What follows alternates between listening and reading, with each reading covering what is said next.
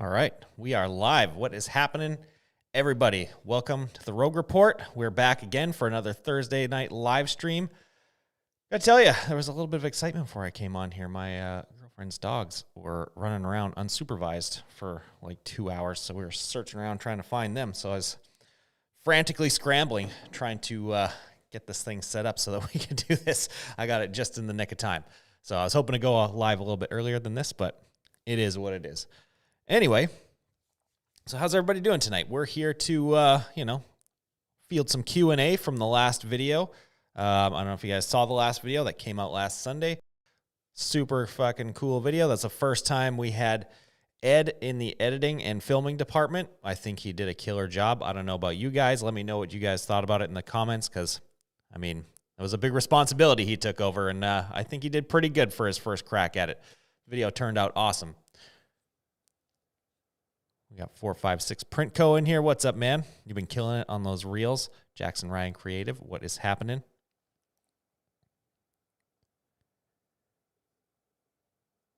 Yeah, this last video was pretty badass, man. I got to say, I liked it. I enjoyed it.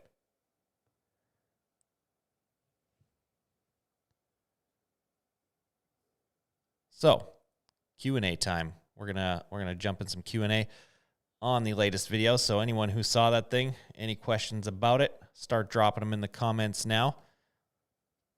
Also, as you're cooking those up, I had a, we got to cook up some new Rogue Lab merch, and we're kind of wondering what the hell to do. We started making some hoodies today. I wanted to start making some new hats, and I don't know about you guys, but I've been really, really into flex fits for the past little while, and yeah, I don't know if I'm the only one that thinks flex fits are cool. I used to wear snapback, the mesh back snapbacks like the YP6606 forever, and thought that was the best hat in the world. And I put a flex fit on my head for the first time since I was like 16 years old, and was like, fuck, what have I been missing? They're so comfortable. So anyways, we want to make some new Rogue Lab merch. This in particular design, it's got some puff in there. I feel like I want to do some puff embroidery video stuff, so I think that's a good opportunity to do that. There we go. Okay, I think you guys are on a huge delay compared to me here, because the questions are like just starting to happen for me on my end, so I gotta somehow time that out. Anyway, 456 Print Co. video was sick. Felt like the old days. That's what I was hoping for. And actually, it feels like it's new days almost, right? It's a little bit of a different style. Different guy behind the camera, different guy behind the editing. Definitely looks and feels different than it did before, but at the same time, like, it feels like the old days in a sense where, like, shit's hitting the fan and we're trying to solve problems and things like that, kind of like when I first started, and I really enjoy that aspect of it, and it's pretty cool. We got a lot of that going on. We also have a teaser for the following video this Sunday coming out towards the end of the stream, and it's pretty cool. This is where we start getting into the lean stuff and whatever else. So here we go. Let's get into the first questions here from this. What was that moire effect on that last video? That, honestly, I don't know. I'm not like an expert on moire and like sim process by any means. There are people that know exactly what it is and understand it fully. I'm just kind of scratching the surface on that. But I mean, the squeegee fixed it, but it could have been like one or two things. One, the squeegee could have been, lopsided and weird and not really clearing that screen on the one side, because obviously that did fix it. But another variable could have been the shirt itself too, which is something I've been kind of humming and hawing about for the last little while. Like, could it have been that? Like, could it have been the shirt like stretched over the pallet, and the pattern of the knit of the shirt and the pattern of the halftones kind of interfering and creating that moire effect? Could have been that too. I'm not sure exactly. It was definitely one of those two things. Obviously, we fixed it in the video when it came to swapping out that sharp squeegee. It cured everything right up. So I'm hoping it was that. But I mean, now I've got other ideas in the back of my mind should that happen again in the future. So it's an interesting topic, that's for sure. I saw a video today come across my Instagram feed from what the hell's his name? John something. Traveling screen printer. He's a old school dude that's been around forever. He really knows his shit. And he did, I'm just going to pull this up right now while I'm looking at Traveling Screen. John McGee. There we go. Sorry, John. He had a video today about moire and stuff that he did with another old school guy, Charlie Toblieb. And I watched a little bit of it. I didn't get to watch the whole thing, so we had to get to work. But I mean, they kind of dive deep into, you know, all that stuff. Those two guys don't understand way more about screen printing than I probably ever will. But yeah, if you want to check that out, his Instagram is traveling_screenprinter. Great shit. He's got a lot of knowledge to share. That's one of my favorite pages that I follow. All right. Let's get in here. FlexFit 5 panels are dope. See, I'm behind again. Yeah, I'm not a fan of 5 panels. I like the 6. So it'd be like the FlexFit, you know, the 6277. That'd be the one for me. Ooh, here we go. Some recent stuff. We'll cover some shit from the recent video first. Okay, here we go. Some stuff here. So what am I using to stay organized in the shop? That is honestly a never-ending battle. We use YoPrint for a lot of stuff. If you're interested in checking YoPrint out, there's a link in the description of this video right now to get a discount on it for like 10% off for the entire year, which is a super good deal. We use that for basically our quoting, invoicing, job management, all that type of stuff. It does a pretty good job. It's not as robust as something like, like Printava and all that, but honestly, I think those ones are overkill for 90% of the people out there. That's why I don't use it. And, they're not friendly to Canadians, which I am a Canadian. So, I mean, YoPrint, they love everybody. They're working with everyone, trying to make everyone happy. They're making the price affordable for everyone. Love all that. They're just trying to, make something good that helps screen printers. And that's something I'm on board with. So that's why I'm using them. All right. Any chance I can do a video on sim process and how to separate, knowing what colors to use? Sean Johnson, by the way, I just shipped out your banner today, my friend. Actually, it's shipping tomorrow. I created the label today. Finally. Sorry. It's been a chaotic week this week with the new equipment showing up. But anyways, sim process. Yeah, we can dive into that a little bit in the future. That's something I intend on getting into. But, I got to learn a little bit more about it, to be honest with you. Like, I'm kind of like flying by the seat of my pants a lot of the time. And I don't like creating like tutorials on shit until I know exactly what I'm doing and exactly what I'm talking about. Because, I'm under the microscope all the time, man. People are just waiting for me to fuck up so they can get on the keyboard. I'm like, fuck that guy. I gotta make sure I got my game together before I do stuff like that. Plus, I don't want to like share misinformation or anything like that. That's why I don't really do a whole ton of tutorials. I kind of just show what I'm doing and like hoping people kind of get stuff out of it. I always say like, I don't know what I'm doing. I'm just kind of winging it here. And but a few things I'm pretty rock solid on. So we'll get into some of that, some of the separation stuff like, vector seps and all that type of stuff. That obviously is much more on the beginner side, super easy to do. And I've got, I think, a little bit of a different way to do it than some people. Everyone has their own kind of method, so I'm going to show my method on it. Oh, shit. Here we go. We got Jordan in the comments here, my fucking shop minion. With the Mars more because the small shirts are being stretched too hard. Yeah, that's kind of was something I've been thinking about. Like I said, those were stretched, and it could have been the pattern of the shirt interfering with the pattern of the halftones. Very, very much could have been that. So that's something we should test, man. We should try that out and see if we can recreate that effect. That would be fun. Next time we're printing sim process next week, I think. Yeah, next week. We got that Spectre shirt thing. We should see if we can make that happen again. Grab some junk shirts and just throw them on there all shitty and see if we can make that happen one more time. And then we know. And then that's like a talking/teaching point we can work on. John is awesome. So, yeah, I've talked to him like a couple times in the DMs or whatever. I just sent him messages. I don't know him personally, but he's been super cool with me.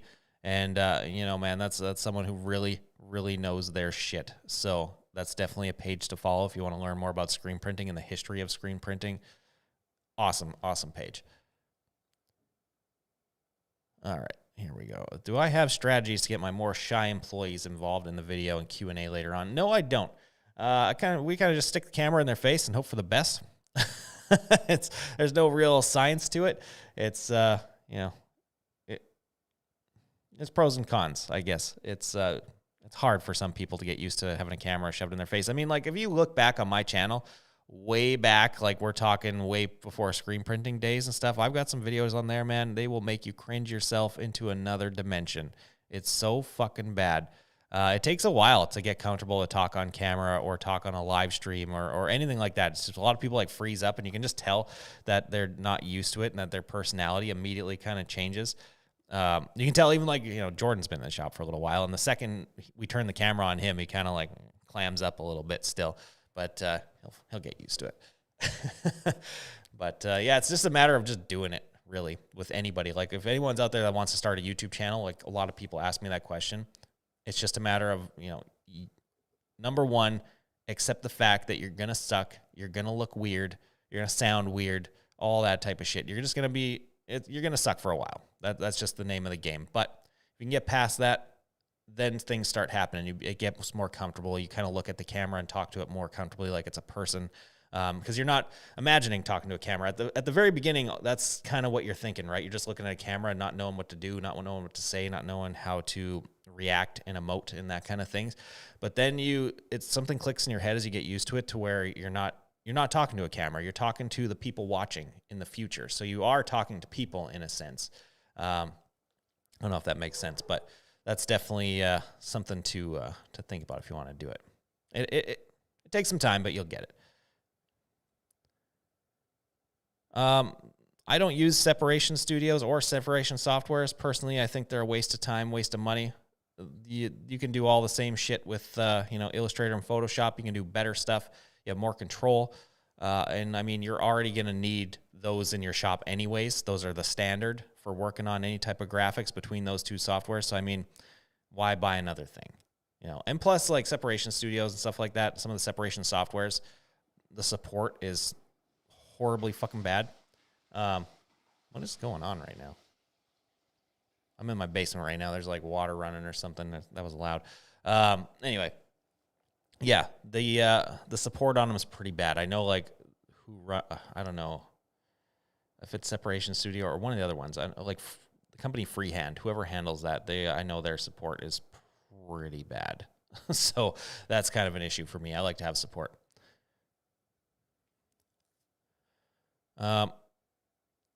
Probably the way my videos are right now. Yeah.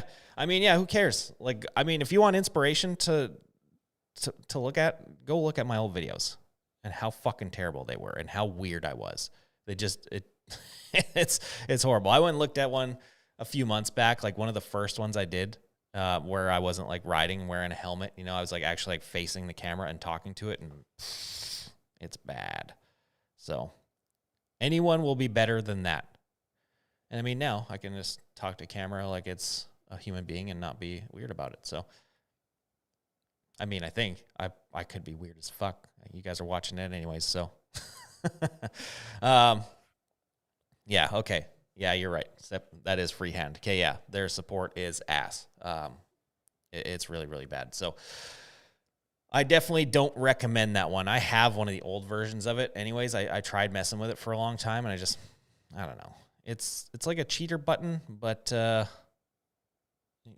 it makes it easier, I guess, if you're a beginner. But I mean, like, you still have to take the time to learn it. So why don't you just learn the pro software like Photoshop? Because you're going to have way more control, and it's going to benefit you more in the long run anyways with other stuff. It's not just going to pertain to separations alone.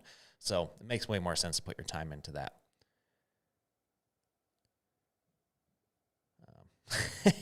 Still weird.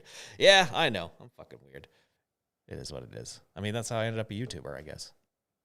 We're all weird. Can I please do a Photoshop separation tutorial? Yeah. I mean, like I said, the sim process side of it, probably not yet, because I want to make sure I'm dialed. I'm kind of still just winging it a lot of time. But the spot color style stuff in Photoshop, definitely I can do that, because that's relatively easy. And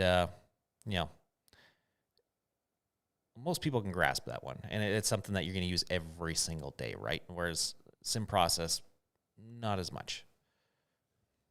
So I can figure that one out for you. Nope, I clicked the wrong button there. I almost banned someone from the chat. No. And you know what? I used to be able to create polls in the chat. I don't know why I can't do that anymore. I don't have that option. I was going to create a poll in this thing for a few things, but apparently it's not going to let me. So, oh shit, buying an embroidery machine. Embroidery machines, great investments. However, do not, and I repeat, do not try to save money on an embroidery machine. I will tell you that right now. And everybody, please follow that advice. Like, that's one thing you don't want to try to save money on. I've learned the hard way. I've talked to hundreds, maybe even thousands of people that have learned the hard way. Don't do it. You have two options when it comes to embroidery machines. You have Tajima and you have Baradan. That's it. There's all the other ones out there. Don't even bother, as far as I'm concerned. It's not worth your time. It's not worth your money. It's not worth the effort, and it's not worth the headache that they are going to cause you. The Tajimas and Baradans just work. They are expensive. I know it sucks. The sticker shock will cock slap you across the face, but man, it's worth every single penny, and you will make that money back. And I can't even explain to you how good it is to get into a good embroidery machine, because after switching from that Melco to the Tajima, like, it was just an eye-opener of how much I actually loved embroidery. Before that, I hated it. I hated it so much working with that Melco. It was the worst thing ever, and I was like, I never want to do embroidery ever again. Second I turned on that Tajima, it was just like, this is what it's supposed to be like. Okay, I get it now. This is awesome. And man, that little machine was just cranking, and now my six head paid for itself. I can't even tell you how fast. It was absolutely crazy. Embroidery has been probably the best investment for my shop, period. Maybe even more so than screen printing. Like, screen printing is what built my name and got me out there and whatever, and is obviously what I started with and what I liked. But man, embroidery is, it seems like, at least where I am, it's a lot harder to come by, and it's especially a lot harder to come by good quality, awesome embroidery. So the fact that we can do that here, our embroidery side of our business, oh, hey, Wheels, is going absolutely batshit crazy. It is, I don't even know, like, sorry, Wheels is getting in the way here. It's been so profitable, and it's helped the business grow so much. Like, it's probably like at least 2x the business since embroidery has come on board. I got to get you out of here. You're going to mess with the mic. I forgot to lock him up before this. Good thing Flash isn't around. Flash would just come in here and bowl everything right off the table. He's a little wild man. Oh, we got a super chat here. Who do we got a super chat from? Bam. 456 Printco. Thank you, sir. Best shop snack. Jordan's answer. Well, I mean, my girlfriend Riley works at the shop now, so I can go ahead and say she's the best shop snack. But I'm the only one that's allowed to say that. If Jordan says that, I'll kill him. Best shop snack, though, man, she brought him out some chicken nuggies today, some homemade chicken nuggies. Let him know in the comments how good those were, because they looked pretty goddamn tasty.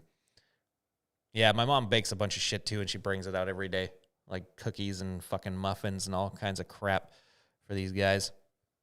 I don't eat that shit, but they love it.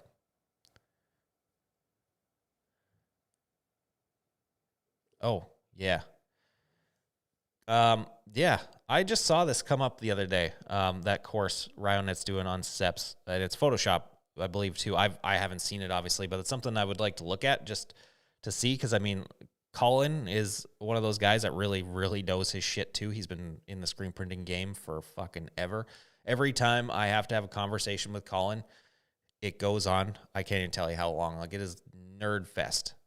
We're talking like 2-3 hour phone calls. I'll like call him to just ask, like, you know, this like random little question. Then him and I just go off on these fucking tangents forever. And they're awesome. I always learn so much talking to him. And so, yeah, I haven't looked into that thing yet, but I can imagine it's awesome because he really knows what he's doing.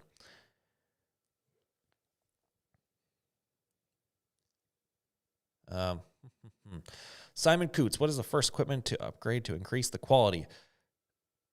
I'll get back to you on this one. Ask it again, but like first equipment for what side? Screen printing, embroidery, you know what? Because then we'll get into the weeds on that one. Definitely, we'll dive deep into that. Oh shit, Corey, he bought my Riley 250. That's awesome. I'm stoked to hear that, man. I'm stoked to hear you like it too. It's a fucking great little press, man.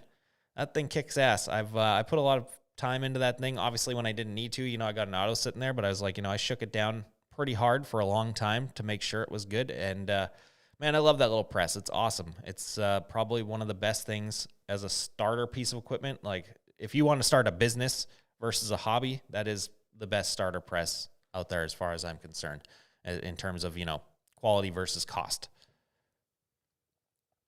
because that thing will carry you from, day one learning how to print to, real business. And it will probably stay with you as a commercial business until eventually you are able to phase out manually screen printing altogether. So very, very cool. Very cool little machine. Now we're just at that point now where I've kind of just crossed that line where we've phased out manual printing entirely, which sucks because I fucking love manual printing, even though it's like not efficient and not, it doesn't make sense for the size of the shop that we are now. But man, I love pulling squeegees and getting that manual print feel. It's so satisfying. I love it so much. Like, I mean, printing on an auto's incredible too. You can just produce work at a level that is completely untouchable by someone on a manual. But I don't know, that feel of pulling a squeegee, laying down a print, that whole thing, lifting it, getting the satisfaction when you lift that screen and see it finished. It's like, I love that. So when we move to a new shop, I'm definitely going to reset up the manual in there in like my own little area so that I can just fuck around with it and have fun. And obviously like make videos and stuff about manual printing, because I currently can't do that with just my shop being so packed. So it'd be nice to go back to that and get more into tutorials and helping people get started into screen printing and things like that. I'd definitely like to do things at that level. Maybe make like a beginner class course, whatever you want to call it, and show people how to learn how to screen print like I did. Oh, Stream Deck. Yeah, the Stream Deck's sick. I haven't put a lot of time into it since I went real crazy about it for that first like 2 weeks. But man, I've got some pretty solid stuff on that Stream Deck that speeds me up. I've made I mixed that with what's it called? Keyboard Maestro. It's called. It's like you can buy for like $40, and you can make some stupidly powerful macros on there for Mac. And there's another one for PC too. I forget what the name of that one is. You have to Google it. Unreal what it can do. Absolutely unreal. I was able to get like most of my mock-up step and like my quoting and a bunch of other stuff that was like, a bunch of clicks and a bunch of this and that and whatever to just one button real fast. I love the fact that because when you pair it with like something like Keyboard Maestro or any sort of macro software like that, you can actually like program in mouse movements and clicks and things like that you couldn't do just with the Stream Deck alone. So you can get real crazy with it. Basically, the sky's the limit when you pair the two together.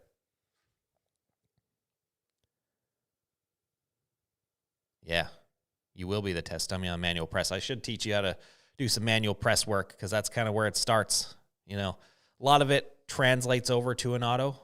There's I'd say like 50% of it translates to an auto. Autos are kind of a different animal altogether. I thought I'd be able to jump on it right away and just be a fucking killer at it. And I kind of was to a certain degree. Like the print I laid down for the first time was awesome.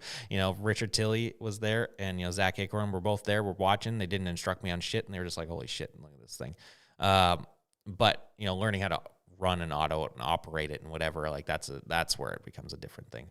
But the basics of manual screen printing do transfer over when it comes to like squeegee pressures and angles and speeds and things like that. That's stuff that you can kind of learn on a manual and bring over to an auto to a certain degree. It will make you print all those boxes we just got manually. That would be shitty. Even on the auto, it's going to be shitty. So this is one, how to build templates in Illustrator. Photoshop, unfortunately, like you can't really build templates in there. Not like, you can. You can create like files and stuff to create sort of templates, but like Illustrator actually has like a template function specifically. And that's a video I want to do because I have these little templates that I've like built right into Illustrator now. So it's like immediately when I open Illustrator, it's like one click and they open up. And now I actually have them on the Stream Deck too. So that you can have like, your mock-up background or whatever, or like your registration setup, your separation thing, like all that type of stuff. I have all those as templates. So that's just like one click and I open it and drop whatever I need into it real fast. That's one I definitely need to do because it's a super simple thing to create. And man, it speeds you up so much. Richard Tilley is a good man. I love that guy. He's awesome.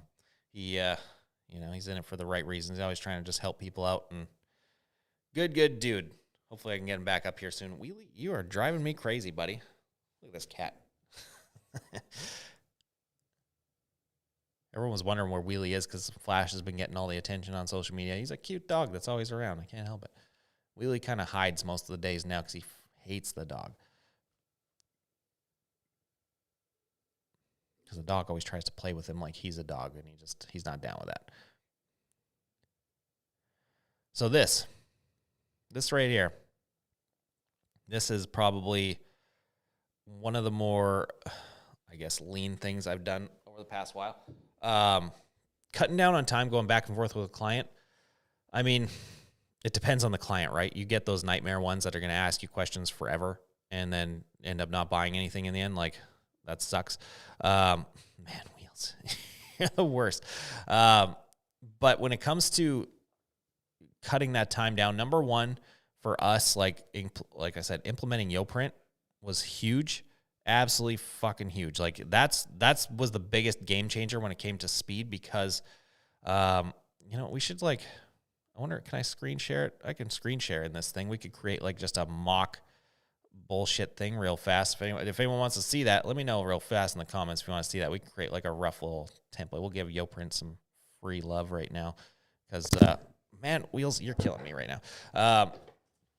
Dude, that stuff is so helpful, honestly. Like the YoPrint thing, with just how fast you can rip those quotes together, and the fact that you can do messaging within the quote kind of thing. So everything is like kind of just there all the time. You don't have to search through your inbox or anything like that. Like, everything is attached together, which is awesome.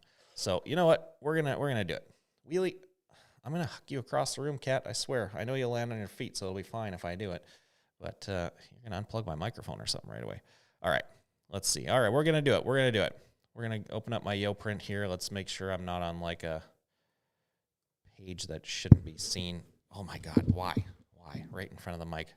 He already ripped the mic, like the cable, right out of this thing once, and I had to fix it. Now it's all crappy. When I touch it, it kind of cuts in and out. All right. This may slow down the stream a little bit because Google Chrome, everyone knows what that's like. Eating up all the bandwidth and all the computer power. All right. Okay. So, screen share. Let's go. Wheelie, I swear.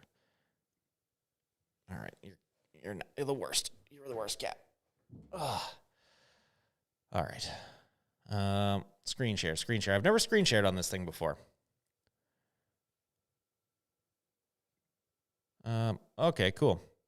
So we can see we got a paid quote in here. So let's create a brand new one. Wheelie, fuck off. God, cat. All right. Boom. Let's go. So you can see I've like sent a bunch out in the past little while. So when it comes to creating a quote, this was the first game changer for me, because before I was doing this in like a combination of QuickBooks and like Monday.com and a bunch of other shit, and it was ridiculous. So if you had like a job label, so let's just call this like stream for now up in the corner. If you had a customer to select, you'd throw them in there real fast. We won't do that right now. So we'll create a new job real quick. So let's just say like, stream tees. Cool. So let's say we're going to print my stream logo right now, right? So that chrome cool ass logo. So that's probably like 6 or 7 colors. Let's call it 6 for fun. Let's say it's a shirt front. Boom. Done. Create. You guys are going to get like a look at my pricing right now too, which honestly, I don't give a shit. So many people are secret about that. That doesn't bother me. Cool. So that's our stream tee. So we've got our job created for it. That's like, our thing. We can go in there if we wanted to and be like, let's edit this. Let's add like, a back print to this or something. Let's say like a small one color on the back, like, the yoke of the neck or something like that would be cool. And then, let's say there's a custom neck label in that thing on top of it, just for fun, because you can get real deep with this stuff, and this will carry through the entire job. Okay, cool. So that's that. So let's say we're gonna print this on like a Bella Canvas 3001. So we type in like our BC 3001. It's gonna pull this information from S&S. So I'm in Canada right now. So we got S&S Canada. We got Alpha Broder Canada. Those are the 2 distributors that we have for that particular product. So let's pull that in right now. Select our color. So let's just say asphalt for fun. Let's say we're going to make mediums. And let's say we're going to make like, 200 of these things. Boom. There we go. So that's literally it. So there's your cost for what this is Canadian dollars, by the way. So if you're thinking like, holy shit, what kind of pricing is he getting away with? We're in Canada. So yeah, there's our finished cost right there. And then be like, okay, let's say like they want 48 of these things all of a sudden instead. Your pricing is automatically changed. And then when you're finished, you need to have like a customer attached to this thing, but like your shipment, you can add your shipping cost, your taxes, whatever the hell else. And then, so let's just, let's for fun, I'm just going to throw this on like a random customer. So let's just say it's this for now. I'll delete this later. Oh, I'm messing up here. Let's throw our taxes, our shipping, all that shit on there. We're not going to ship this. We're going to say they're picking it up, save, cool, create. So there's our quote ready to go. So now this is the cool part. So like I would send this to this customer, and they could click approve, whatever else. They could pay it right through, all that type of shit. And then like the cool part is like the messaging. So everything right in here is like an email that shows up on there, and it doesn't show up all weird. It looks like you just sent them an email from your regular email client. So this way, all your communications about this thing is within this one spot. Instead of digging through your inbox forever, it's all there. And that was like a huge one, because my inbox is absolute fucking chaos most of the time, because I'm getting emails from obviously the print shop stuff. I'm getting emails from the YouTube side of things. We get emails just like, it's ridiculous. I get triple digits every day, and I just can't keep up with it. So at least these ones, they are all organized, and I can stay on top of it. And you can create like templates and stuff, like you can drop this in here, like, oh, just following up real fast to see if you've, basically if they haven't answered you in a while, you could drop that little thing in there quick. And then you got statuses and stuff. So after it's sent, I sent it for approval. I can go back and check on it later. Like, oh, this person hasn't responded in a while. So I can send them a follow-up and change that status, so myself or anyone else in the shop knows that that's where it's at. And then, if they reject it, obviously you can black it out, get rid of it. And then if they approve it, whatever else, then it converts over to a sales order, and it turns into an active job. They pay their money, and then we start the job. So that's kind of what that looks like. This was on very fucking off the cuff type of thing. So obviously if I sat and thought this through, I could explain it a hell of a lot better. But, hopefully that helps explain it a little bit better for you. So if you guys want to check out YoPrint, like I said, in the description of the stream right now and my last couple videos, you can use a link down there. Go sign up for it. There's a discount code in there. You can get 10% off for the entire first year of it. So that's going to save you like $200, something crazy. And it's a game changer. So that was the first thing that helped us out, because obviously like when you're quoting stuff, if you don't have a system like that where you can just pull pricing and stock and everything from your distributors immediately like that, it's too long and too much of a convoluted system. It's too slow. And then obviously when your inbox starts getting jammed up and you're trying to find like, oh, did I message this person back or whatever, or has this person messaged me? That's, again, a huge bottleneck. So at least when the messaging is all there in that one spot, you can just go look at it and be like, oh shit, I didn't message this guy back or whatever, right? So that was probably when it came down to speeding up our quoting and shit. That was probably the biggest one. And then of course, implementing things like 100% payment up front. Every shop should do that and nothing else. I'm telling you, that's going to be the best thing you could do for yourself and your business, because that will get rid of a lot of the tire kickers and bullshitters and things like that. And then we started standardizing our shirts that we offer, our hoodies that we offer, our hats that we offer, all that type of stuff. When you start eliminating as many factors as you can, that's when you're going to see things pick up. So like our quoting process is so simple now, to where like our customer communication is so little.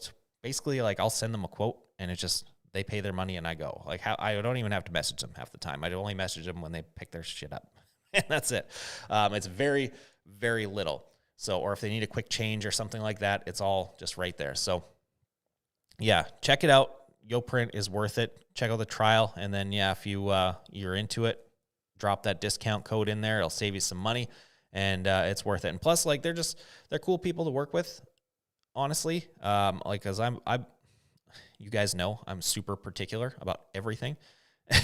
And man, I've got Anbin, he's the CEO of it, and I've got his cell phone number. And man, do I text him all the time, dropping like suggestions or like complaints or whatever. When I find little bugs, like I'm just on it and sending it to him. And they're on top of shit. Like they want to work with you and stuff like that. So I've even had them like asked him for, you know, custom stuff or, you know, give him some suggestions for things that need to be added. And he's just like, he takes it and is like, yes, that's something that's a good idea, whatever. They're not just like, you know, give me your money and fuck off type of company. So that I really like. So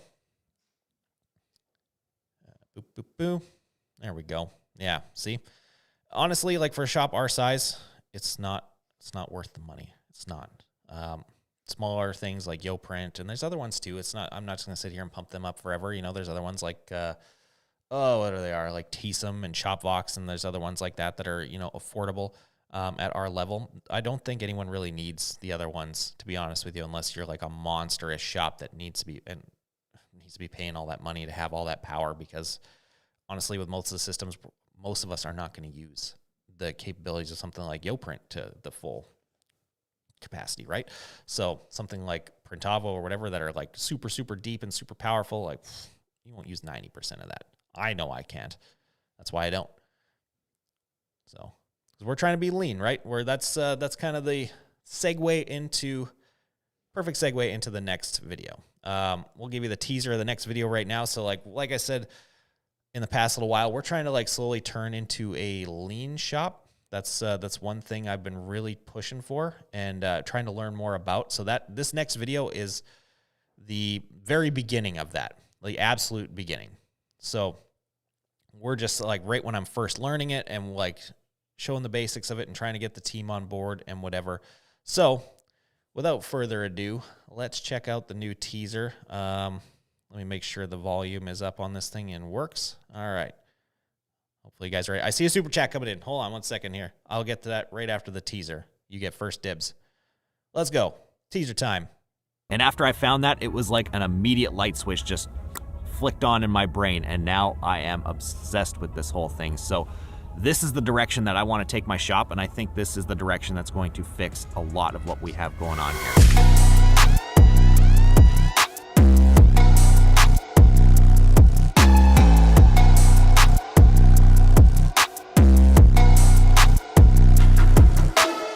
I love this. This is so awesome. Also, someone decided to unlock the base screen and take it out of there when I told him just to take the ink out. So we're running about like 45 minutes behind because I had to re-register the entire job.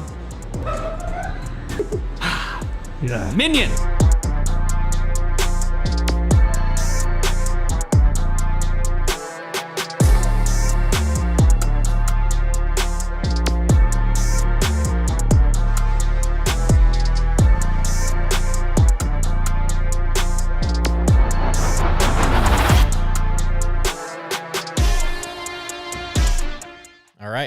So there's our teaser. We got the very first dive into like a lean shop, cleaning this place, getting rid of a lot of bullshit that doesn't need to be there, start standardizing things, and then we also handle a very complex sim process print that was actually a pencil drawing. It was not a computer graphic at all. It was a pencil drawing to a shirt. So that was something. That was the first time I've ever done something like that. And, we run into some issues with that. And, there's always one motherfucker dropping thumbs down on these things. I just saw that thing come in. I don't care. Kiss my ass. All right. Infinite Fabrication. I said I will get to you first. Let's get to you. Super chat for $10. Holy shit. Thank you very much, sir. What choke do I run on my underbase? So this is something that's very subjective, right? This is something that is going to, at least for me, is something that's going to change between job to job, art to art. I mean, I've got it kind of mostly standardized to a certain degree, but it's just, I don't know. It's not the same for everything, right? So like, let's say if you look at your choke, right? And you're doing a large back piece, let's say like a 14-inch wide print. If you choke that at like, 0.5, 0.75, whatever, you're not really going to notice it, the overlap kind of thing going on that, because it's such a big piece of design and just the size of it and the scale of it, it's going to be very small. However, if you use that same amount of choke on a very small, like let's say a 4-inch wide little left chest or something like that, that amount of choke is a ton on that, and you're going to see gigantic overlaps going on. So it's going to change a little bit. So, I mean, that's something that you got to learn over time and experiment with and see what, number one, what you like to look at for starters, because that's like my biggest thing. I try to avoid, visual overlaps of colors over top of the base where you can kind of see it bleed out onto, like the shirt underneath, and you can see visual dark spots and things like that. That looks like shit to me, and I see it all the time. People do that to make their job easier, and sure, that's fine, but for me, I can't stand it. I want my top colors to just barely roll over that base. That's what I'm going for. So I use like minimal chokes on that type of stuff. However, I'm able to do that because I've got a state-of-the-art auto in my shop, right? So that thing can hold super tight registration. If you're on a manual press or something like that, you're not going to be able to pull that off as easily. You can, it's just you're going to be struggling. So you got to find that line between what makes sense for production and what is going to look good at the end of the day. So, I mean, I would say for me on average, like let's say I'm going to be doing like a small left chest or something like that. For me, I would personally do like, I'd have the stroke centered and I would do like a 0.04 at most. So that would be really a 0.4, not 0.04. So that would be really like a 0.2 stroke on there because it's centered, right? So that's a very, very small amount. I wouldn't recommend that if you're on a manual at all. I would say go up to like 0.5 to 0.75. Anything beyond that, I think, is too much. Even on a manual, like people are doing like 0.1 strokes and things like that, or 0.1 chokes. I think that's too much. That's something you can visibly see no matter how big or small the artwork is. I mean, if you have a press that you're struggling to get registration on, then you might have to go that high or even go a little higher, like 0.12 or 1.25 or something crazy like that. It's going to depend on, your skill level, your equipment, all that type of stuff. So there's not really one answer for everybody, unfortunately. And I'm trying to give you one the best I can because you gave me an awesome super chat. But I mean, it's something that you're going to have to experiment with and see what you're capable of, what your equipment's capable of, and what you like the best at the end of the day.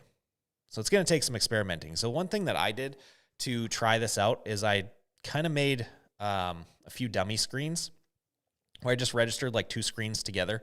And I took a few varying sizes of artwork with, different types of complexity to them, some text, some, sharp lines, things like that.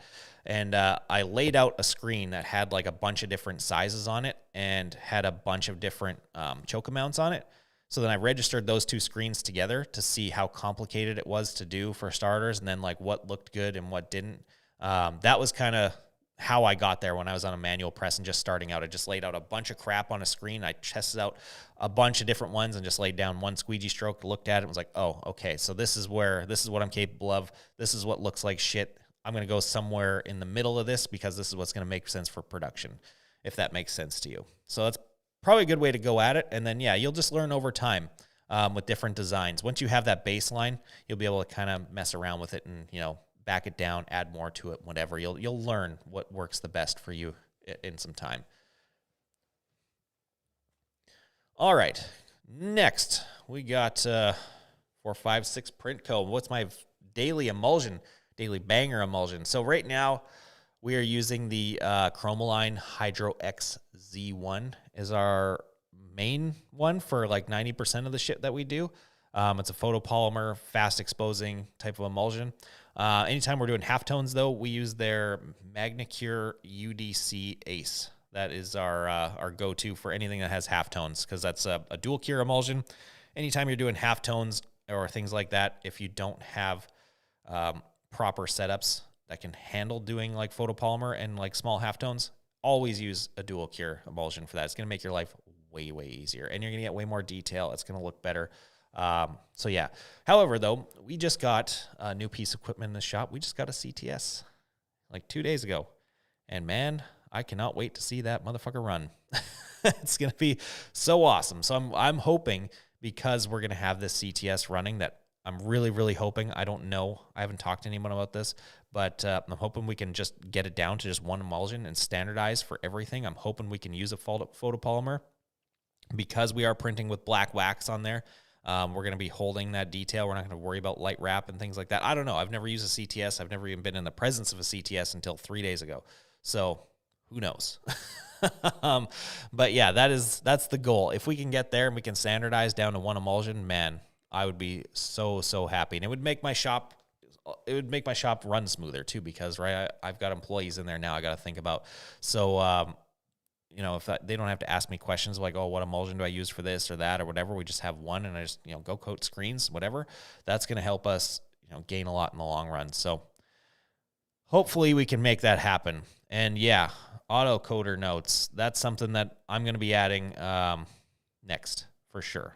I don't know exactly what just yet. I'm kind of on the fence between like 2 units. So I don't know what I'm going to do just yet, but that's something we're going to add within the next couple of months because, again, we're trying to standardize things and make it simpler. And autocoders are a lot easier to use than coding manually. It's a lot easier to train someone to use an autocoder than it is to train them how to code screens manually. So that, yeah, that'll be coming soon. I like the one that you got the best, though. I think that's at the top of my list right now in terms of just like what we can fit in our shop and the cost, obviously. It's a pretty solid setup. So we'll see what happens just yet. I like the idea of the test screen with various chokes. Yeah, man. That was the first thing I did when I was kind of learning how SEPs worked. Doing that various choke idea and various image size to see like how those chokes affected the image at, you know, like 4 inches tall versus 12 inches tall. Man, it made a lot of sense to me after I did that. And then after that, I was, okay, I got a baseline, and I was able to really improve my game from there. And I still kind of tweak it. Now I think I've got it standardized to a certain degree on my auto. I know it looks good. I know it works for production, and I know it's easy to register on there. So we kind of just stick with, like, I would say like 3 different choke sizes, depending on the artwork. But sometimes you have to do some shit. Like if you got some stuff where you got to like be real minimal about it, or like double stack it and be like, you know, no choke at all. And butt register that thing. I mean, sometimes that's what you got to do. So, I mean, it really, the artwork is playing a part in that too. Because at the end of the day, for me, the goal is to like make the highest end, nicest looking shirt I possibly can every single time. So, yeah, sometimes that gets, that attitude gets in my way a little bit. I'm like my own worst enemy sometimes. Oh, here we go. DTF versus screen print. I mean, there's no competition there. Not at all. When it comes to, like, if we're just talking straight quality and look, feel, whatever, like screen print, miles ahead all day long. It's not even a competition. DTF has its place, but it is not at all ever going to replace screen printing. Literally ever. There's no way. At least not in our lifetime. No goddamn way. DTF, I mean, like I said, it's got its place, but it's subjective to who likes it too. Like I hate DTF personally. The feel of it and the look of it is just, it's ass. It sucks so bad to me. But I mean, some people are all about it. We got some clients. We do some DTF here and there where they come in and they want 12 shirts and that's below our screen print minimum. I'll throw some DTF on there and they're fine with it. So, I mean, it is what it is. It's something that like, it's just another tool that we should have at our disposal. Even though I personally have like my gripes with it, I know that like I'm a business and at the end of the day I need to make money and make customers happy. So I'm just like got to put my pride and my opinions aside and get it done. So at some point I said it today again for probably like the 3rd time this month that like, man, I think I need to buy one of these printers and put it in the shop because we're starting to do more of it here and there. We're doing some hats today where that application for it was actually fucking awesome because we're doing some hats that have like a design that these list writing is like made out of icicles and it like looks like ice and has the texture and all that type of shit, which obviously we would not be able to embroider on there. So we chose DTF on it. We decided to stay away from the center seam of the hat because if you're going over seams, then again, it looks like shit because you can see it kind of fall into that seam and look like a butt crack running down the design. So we stayed away from that, did like a little left panel type of design and it looked great. So that's one of those moments where it works out and it's probably the best option in that case. And like I said today, I think I might need to buy one of these bad boys because we're doing more. Here's one. So this one I really wish I had an answer for because when it comes to dealing with deadlines, I'm going to tell you right now, I'm not going to beat around the bush. We are probably like 4 weeks behind on production right now, at least. We are so far behind. We are so late on so many jobs. It sucks. But it's kind of the nature of the game because like we're just getting busier and busier and busier. And, we're learning some stuff still and whatever. And just like, it kind of happens. And sometimes people come to us with like, they need something at a certain time and whatever. And if it like sounds feasible to me, then I'm like, we'll just move some shit around. We'll shuffle it. We'll try and make it happen. Especially if it's like a customer who's existing. who's been good to us in the past, we will do that for. Or if it's like someone who's coming in who's brand new, who I think could be like, potential good client in the long term, I'll take a chance and do some stuff like that sometimes. Other than that, though, when it comes to people who are just like, dropping emergency jobs and whatever else, I'll just straight up tell them like, look, man, you didn't have the time to, give us the lead time we needed. Sorry, tough shit for you. So I'm very selective about that kind of stuff. But we're getting better. So like, if someone comes in and is like, hey, we need like 50 shirts with a 1-color print on it, yeah, fucking rights. I'll just jump on that real fast. I'll tell them like, we'll get that done by the end of the week. I'll order the garments right there and then, and we'll get it done. Of course, I charge them much more money for it. I don't just charge them the same amount. We charge a rush fee every time it happens. So like, it depends on how quick they want it. We'll determine how much money that rush fee costs. And over promise or under promise, over deliver. That's absolutely the way to do things. Yeah, foam trucker hats and DTF, great combination. Absolutely love that combination. That is like I said, DTF has its place, and that is definitely one of those places where DTF, I would say, is king. I would say even it's better than screen printing. And like, dude, for me to say it's better than screen printing in any way, shape, or form is kind of a fucking big deal because I do hate it so much and love screen printing to death. But when it comes to foam trucker hats and stuff, like, man, what you can do with that DTF on there and just the look and feel and the longevity you'll get out of it, you can't beat it. I mean, trying to make a screen print transfer with that level of detail versus just printing out on the DTF, and like at the end of the day on a foam trucker hat, you don't notice the feel of DTF and screen print. You know what I mean? Like when you put it on a shirt, right? DTF feels like a big sticker, but on a hat, you don't get that feeling because it's a hat. So that's where it makes a lot of sense. And we just did some that were, high detail kind of design. It was like a NASA type of logo. And, man, they look fucking awesome. I was actually having fun doing those ones. I was like, man, I'm actually enjoying this. So, yeah, those truckers, man, we're starting to do more of those. Those have been kind of back in style for the past little while, those old school truckers. I personally don't know why I wouldn't wear one, but, I mean, we've been selling a ton of them. And I see a lot of other people are too. I think it was like a streetwear thing that caught on again. I feel like we're in 2001 Ashton Kutcher punked era.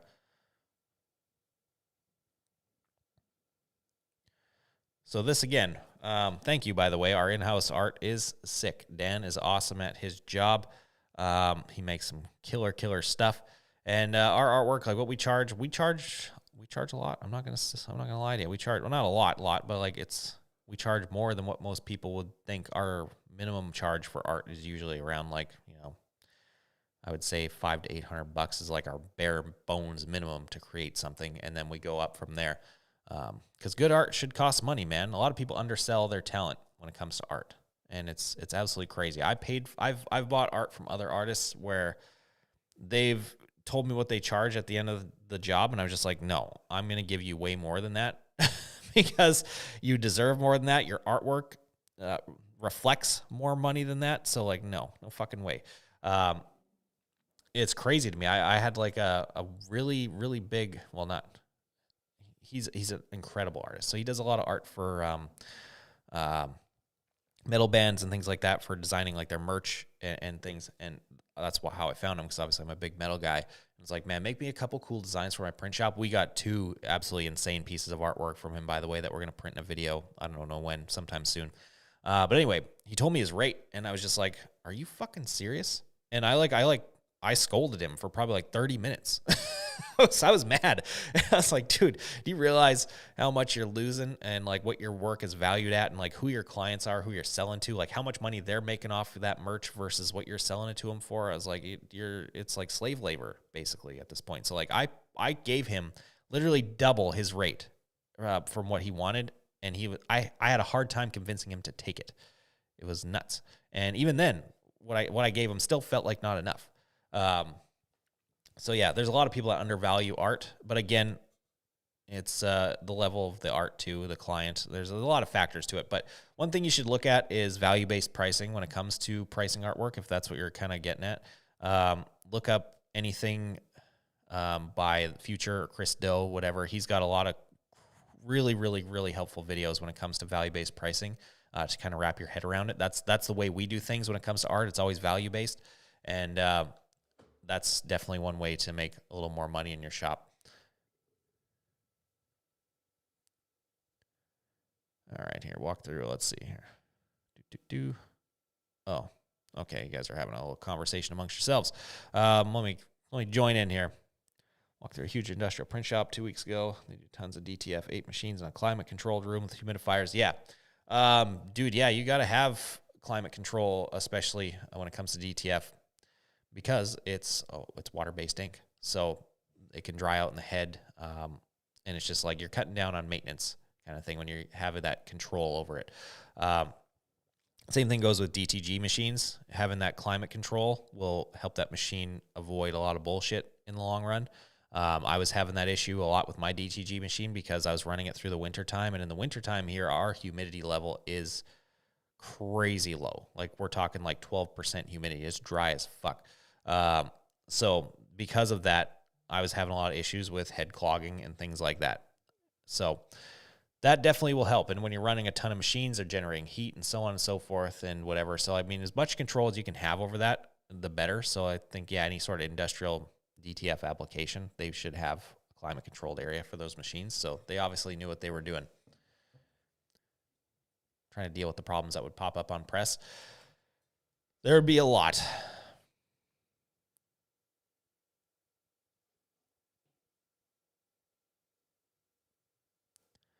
When is 38 coming back? Honestly, I don't know. At this point, I'm starting to think it might not at all. Just because, dude, there's a lot to deal with that. My shop is... Oh, you were doing so good for a while, buddy. You were doing so good. My shop is growing at an absolutely insane rate, and it's just like I'm getting more and more and more stuff to deal with, and I'm starting to think like my focus needs to remain there forever, which sucks because I had Dan design a whole new brand kit for this thing, and it looks awesome and whatever, but like, and I've tried to find a partner for this thing. That was one thing I've been trying for the past like 6 months. I've offered like 3 people. I will give you a good chunk of the company to become the face of it. And, you know, I just want to hang out in the background and make the stuff. You be the guy out front doing customer service and being the guy riding and all that type of shit. Cause I'm old and washed up now. That's not really my deal anymore. But these people didn't want to take it, which I think is fucking crazy. But yeah, so for me to bring it back, I need a partner. There's no way I can do it by myself anymore. And until I find someone that can do that, it's just going to hang out and do absolutely nothing. So, or my print shop gets enough staff and whatever to run itself, and then maybe I'll have more time on my hands. Never know. One way or another. It might happen, it might not. I'm definitely not putting too much thought into it at this point. All I want to do is just grow my shop and make it fucking awesome right now, because we're growing quickly and a lot of problems are coming up and I need to fix these problems, and like we're kind of on the cusp of getting to a new building and growing to a new level and all that type of stuff. So that's just like I'm laser focused on that. Oh, super chat again. Thank you very much. Yeah. Dude, we'd love to do some work for you for sure. So anytime you want to get a quote on some artwork, just go to the Rogue Lab website. You can get a quote from the graphic design page. You fill out the form, put your references on there, all that type of stuff, and he'll get back to you with a quote. Obviously, anyone listening, if you're just tire kicking, looking to see what we fucking charge on that, don't waste your time, because we'll probably just ghost you. But the serious people, yeah, we'll take care of that for you. It would be cool to see our artwork out there, more and more stuff.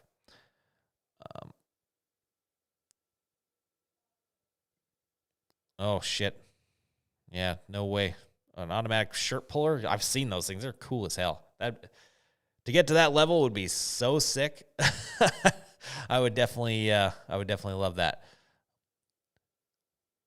But folding machine, maybe. We don't get I almost bought one a while ago, and then I was just like, man, we don't get a lot of requests from people to get like folding and bagging done. We've done it a few times, but we don't get it enough that would justify the cost of that machine. And just like I started doing the math of like, you know, how much of that will we have to do to not only justify the cost of the machine, but to make it a profitable thing in the business. And the numbers were absolutely fucking nuts. And after I saw that, I was like, no, that just doesn't make sense at all. Maybe one of those ones that's like the auto folders that you still bag yourself and whatever else. Those are pretty, well, they're not cheap. They're still expensive, but like you can get like a sick, high capacity industrial shirt folder for like 9-10 grand. Something like that, maybe. But at this point, we're trying to standardize and streamline things. And that might be one of those things that I just say, no, sorry, we're not going to do that unless we get like retail clients that require it. But those would be, people who are dropping serious orders. That's the only way I would really consider it at this point.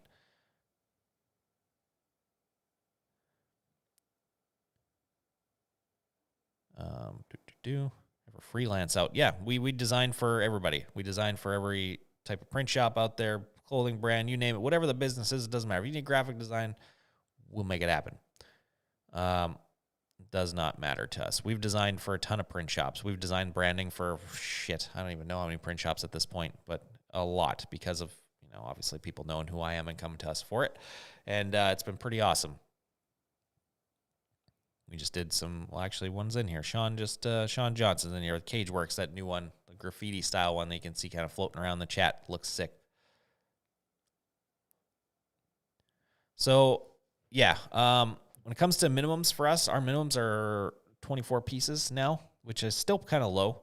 I feel like I need to raise it a little bit at some point, but I kind of still want to keep us accessible for people to build and grow into. But as far as setup fees, no, we don't charge shit all for that. All that stuff is all rolled into one cost. I don't know why it's so many screen print shops, and still this day they do that. They'll have so many line items on their invoice. There's a setup fee for this. There's a film printing fee. There's this fee. There's that fee. There's fee to fucking breathe the oxygen in your shop when they walk in. It's absolutely crazy. And why? It doesn't make sense. They'll have all these fees, and then the print cost will be 50 cents a print or some shit like that. What? Just roll it all into one cost. Break down the cost of all these things and roll it all into one. You should have a shirt cost and a print cost on your invoice, and that is it. It makes so much more sense. It'll make your life easier. It'll make the customer's understanding of what you do easier. It makes way more sense. So anyone out there who has all these fees and stuff on there, roll it all into one. It'll make way more sense for everyone involved, and you'll have an easier time selling stuff. Because if you're a customer, right, and you look at the invoice and you see there's a fee for this, a fee for that, fee for this, fee for that, and whatever, it kind of turns you off and turns you away from it, right? It would definitely do it to me. But if you just see oh, I see this is what the shirt costs at the end of the day, and here's what the print costs, awesome, I can swallow that easily and move on. Yeah, I know that's the big thing for a lot of them. I think it's so counterproductive. But, whatever. Do what they do. Oh, 456 Printco. You got one from us. You got that Outcast Culture stuff. That shit looked sick. I love that. I don't know if you're still doing that or not. But, yeah, that stuff looked awesome. And that was early day stuff, too. That was right at the beginning of Rogue Lab, pretty much. That was years ago. And, man, he's stepped up his game big time since then. He's so fucking good at his job now. It's nuts. He's like me. He takes his job super serious, and he's practicing all the time and trying to get better and better and better, and wants to compete with the best. And I love that, which is obviously why we've been, working on this for whatever it's been, 5 to 6 years together now. We see eye to eye on that aspect. Oh, absolutely. Would I ever consider used Tajima? I mean, personally, I wouldn't, just because I don't buy used shit, literally anything.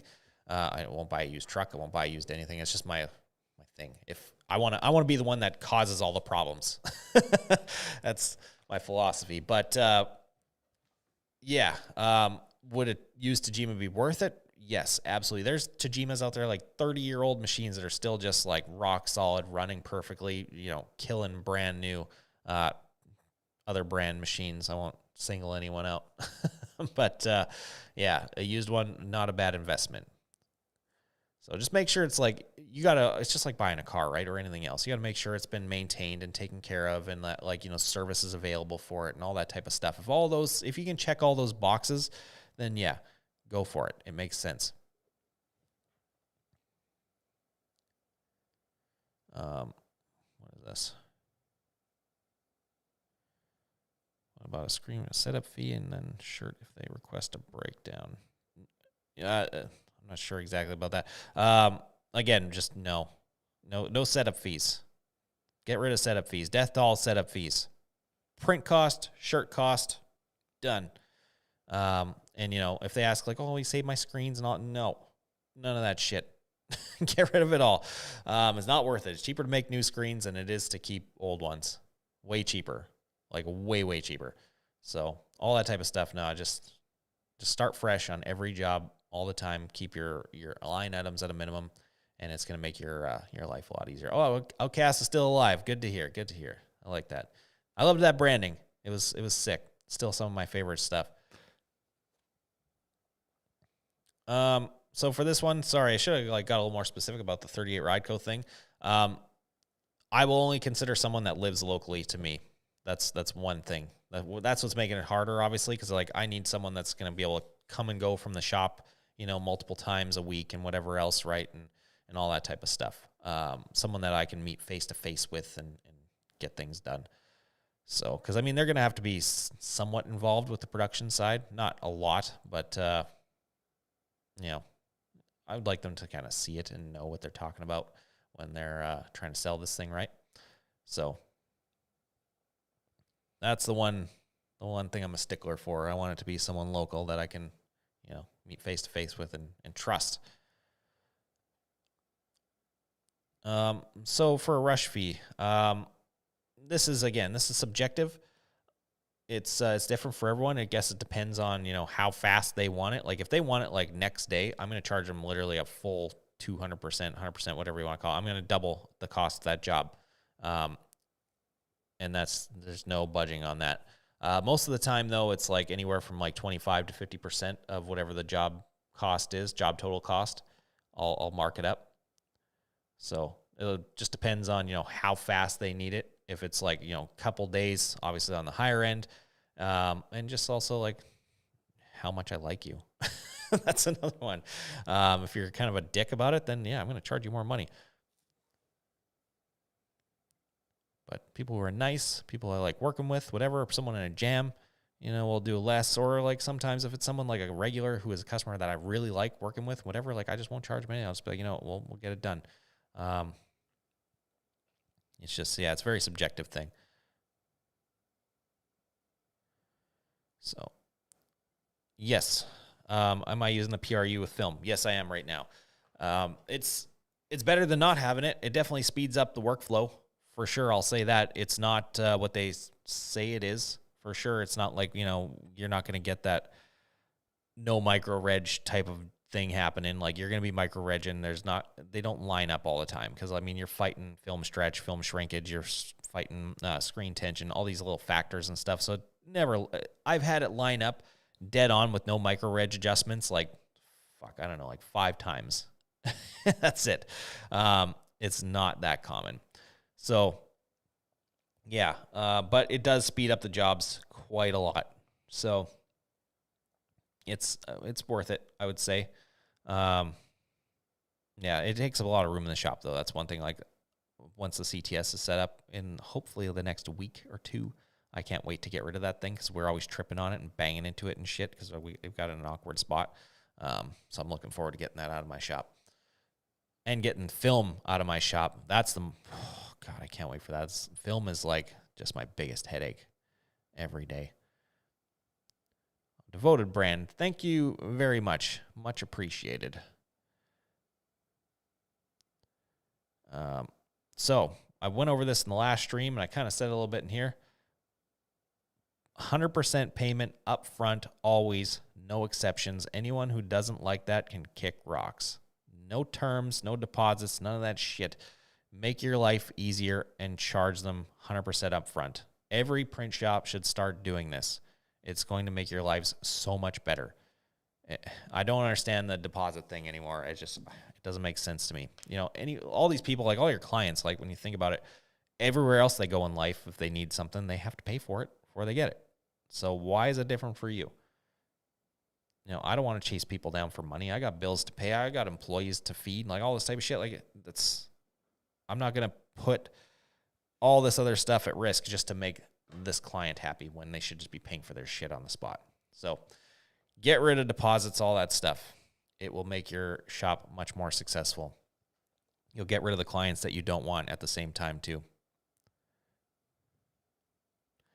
Yeah, I mean, well, in comparison to the cost of these two things, clearly like the PRU is far, far cheaper than a CTS, like way, way cheaper. But yeah, it helps.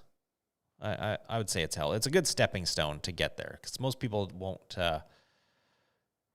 they won't go to CTS right off the bat, because it's hard. It's very expensive and out of reach for a lot of people. So I mean, you gotta take steps to get there. I had to, and so now we're just about to take that next one. I can't wait to see that thing in there. Oh, look at that! You had a rock rep in the shop, dude. I'm telling you right now, if you're looking at one, get the next at minimum. Don't get the U. It's definitely worth the extra money to go with the next and having individual head controls and all that stuff, because I had both of them in the shop now, and it's a night and day difference. So definitely go for the next, and then you can have more control over your press, more control over your prints, all that type of stuff. It makes so much more sense. And then if you have something like a Stampinator on there and whatever else, you're going to get a better result. You're going to have less headaches, less bullshit to deal with. And then like rollers and irons, all that, whatever, any of the accessory stuff. Having that individual head control is huge, absolutely huge. So worth every single penny.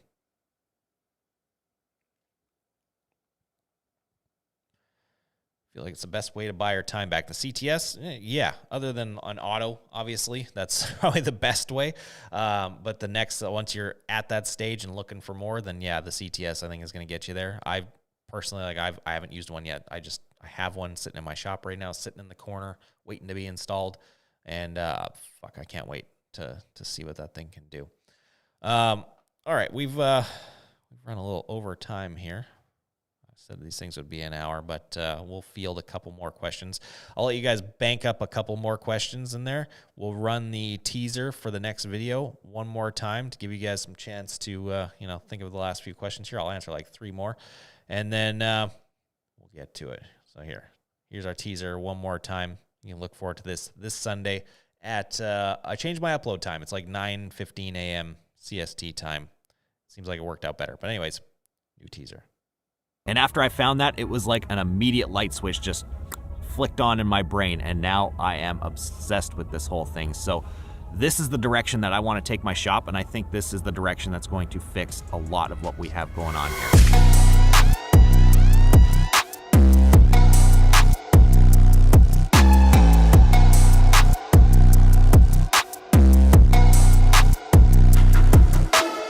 I love this. This is so awesome. Also, someone decided to unlock the base screen and take it out of there when I told him just to take the ink out. So we're running about like 45 minutes behind because I had to re-register the entire job. Yeah. Minions.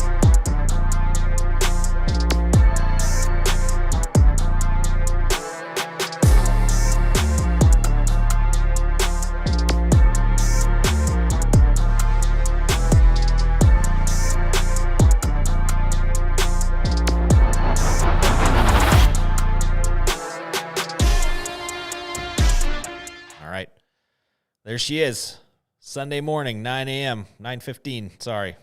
Still getting used to the new time. That one's dropping. It's pretty good. It's pretty good. I just watched it yesterday to come up with the title for it, and I like it. The one, I think we got like 3 or 4 ready to go to follow that one up yet, and they're getting better and better. I can't wait to see. We got like 2 or 3 we're working on right now. We've been shooting like fucking crazy here. They're all starting to blend together, but I think like the next few are going to be awesome. We got one we're working on right now. It's going to be like a long-term shoot.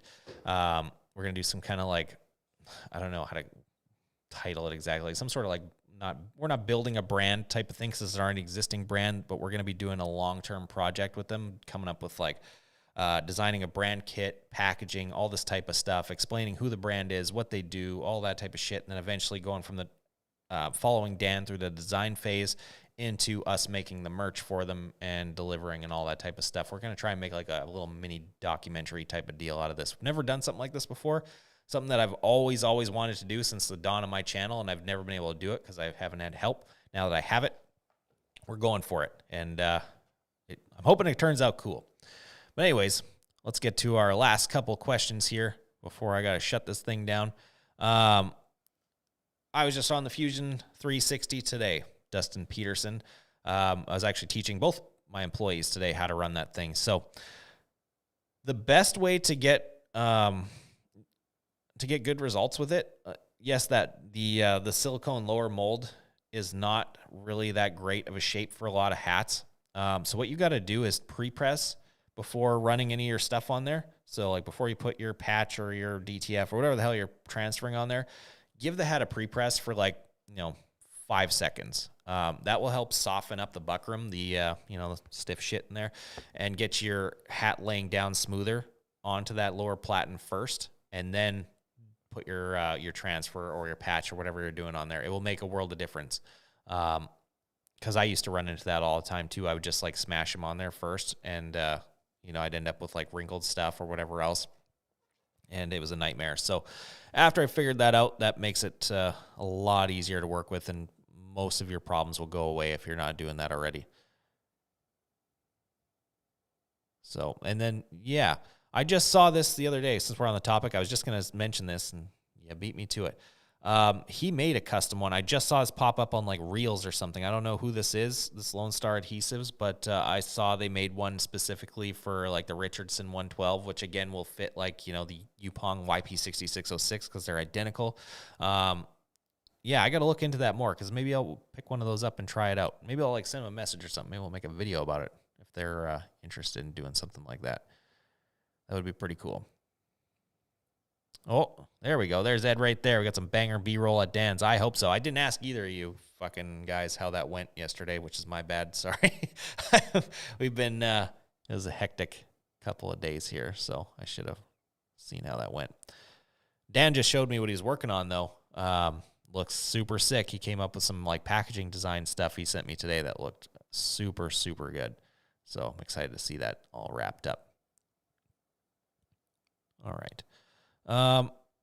Okay, cool. Well then, let's wrap it up with that one. I don't see any more questions rolling in here. So we will end the stream there. I got a date to go watch a movie. We're going to watch Me, Myself, and Irene, which is a classic movie. I'm going to smash some tacos into my gullet right now too. And yeah, prepare for the upload coming this Sunday. So make sure you guys watch for that thing. It's going to be awesome. It's a great video. I think it's like another somewhat long one. It's like 24 minutes long. I don't know if you guys are digging the long form videos versus short form. I like them longer personally. It's a lot more interesting to watch. So hopefully you guys are too. And yeah, thank you guys for joining me on the stream. We will see you again next Thursday after the video drops, and we'll talk about that one. See you guys later.